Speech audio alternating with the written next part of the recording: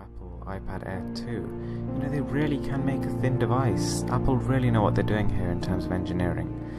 Somehow with the iPad Air we thought it was impossibly thin, and yet they managed to literally double the performance, increase the GPU performance by about 40%, and still make it slimmer. I really don't know how they do it, but it's a feat of engineering. Now in the next iPhone, I don't want to see a higher resolution display. I don't want to see, lots of gimmicky new features. I don't want to see enhanced fingerprint sensor control and that kind of thing. The things I really want to see here are, number one, waterproofing. I think that's something that, a lot of the iPhone family is missing, and they really do, you feel it when you switch from an Android to an iOS device, because it's a really good feature. I think that the camera lens really needs to actually take a step up in terms of size. There's only so far that many megapixels can go before they start to become limited by the size and quality of the sensor. On top of that, I think Apple should really actually up their speaker quality.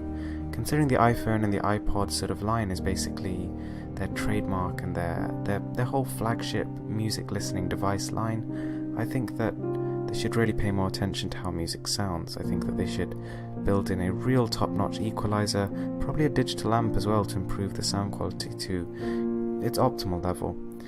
And last of all, shatterproof. I mean, the amount of people I see with smashed iPhone screens, it's ridiculous. Even iPhone 6, iPhone 6 Plus, none of them have really stood the test of time like a lot of Android devices have, and I think that's one place Apple really needs to work on.